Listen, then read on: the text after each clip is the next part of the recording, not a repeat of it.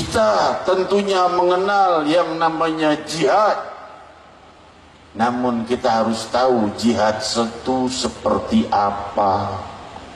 Jangan bicara jihad kalau emosi itu setan, bukan jihad namanya. Hadirin hadirat, beda antara emosi dengan jihad.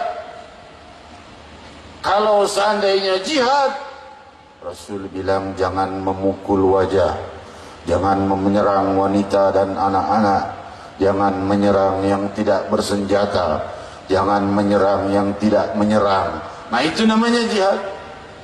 Kalau kita tidak diserang orang, kita menyerang orang. Itu untuk yang di luar Islam, apalagi yang sesama muslimin. Rasul sallallahu alaihi wasallam itu adalah orang yang cinta kepada seluruh makhluknya Allah, kepada sesama manusia cinta, dan Rasul ingin umatnya mencintai manusia, dan belum sempurna iman seseorang sebelum dia mencintai manusia satu sama lain.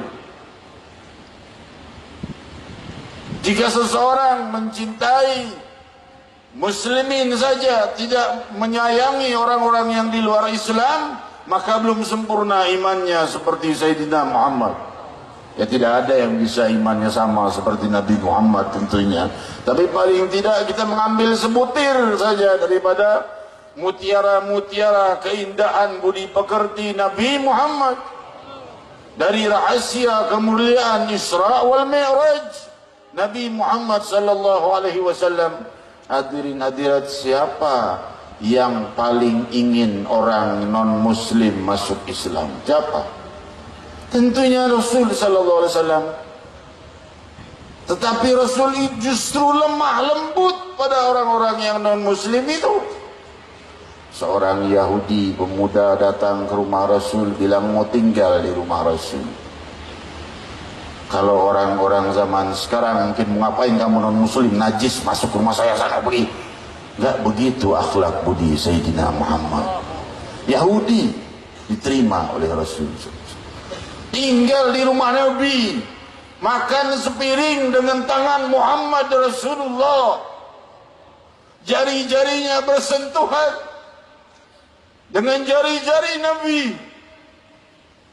minum segelas dengan sang Nabi, tinggal sehari, 2 hari, 3 hari, berhari-hari tidak diusir oleh Nabi dan terus disambut sebagai tamu, sampai pemuda itu pulang.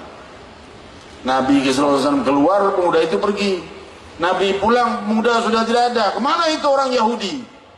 Nabi tidak berkata, kamu masuk ke rumahnya aku, kamu harus masuk Islam, aku ini Nabi pembawa Islam. Tidak berkata demikian. La ikraha fiddin, tidak ada paksaan dalam agama. Maka hadirin hadirat, Rasul malah apa yang diperbuat, bukan bersyukur, syukur dah Yahudi udah keluar dari rumah gue, repot ngurusin Yahudi. Enggak, dikejar ke rumahnya. Barangkali ada salah di rumahnya, atau kurang jamuan, atau apa, datang ke rumahnya.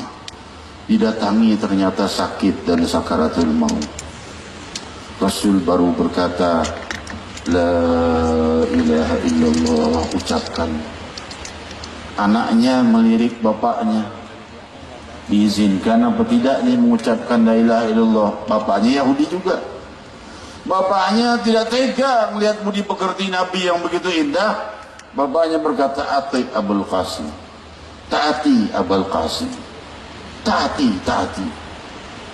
Bapaknya tidak masuk Islam, tapi ngelihat budi pekerti kepada anaknya dan jasa besar, anaknya udah tinggal di rumah Nabi, ya udah taati aja Abul Qasim. Maka ia mengucap la ilaha illallah Muhammad Rasulullah. Inilah akhlak Sayyidina Muhammad.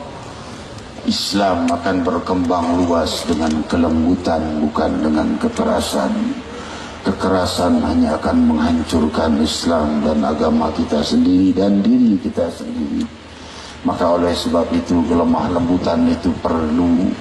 Budi pekerti itu senjata terkuat untuk mencapai kemenangan dan keberhasilan di dalam dakwah kita. Oleh sebab itu juga layak kita pahami kita sebagai rakyat, antara ulama dan umara layak bersatu. Untuk apa? Untuk supaya terjadinya pembenahan masyarakat yang baik. Kalau ulama dan umara itu pejabat, ulama dan umara saling hantam, musuh Islam tepuk tangan, syukur tuh hancur sendiri, dihancurin sama pemerintahnya sendiri, saling hantam sendiri. Jangan begitu ya. Kalau umara kita punya kesalahan, maka coba ajukan kepada gurumu kepada gurunya, sampai kepada guru-gurunya yang punya hubungan dengan orang-orang yang para pejabat itu, untuk menyampaikan bahwa hal ini salah dengan baik. Itulah akhlak Sayyidina Muhammad. Demi Allah, jika beliau hidup, itu yang akan beliau perbuat.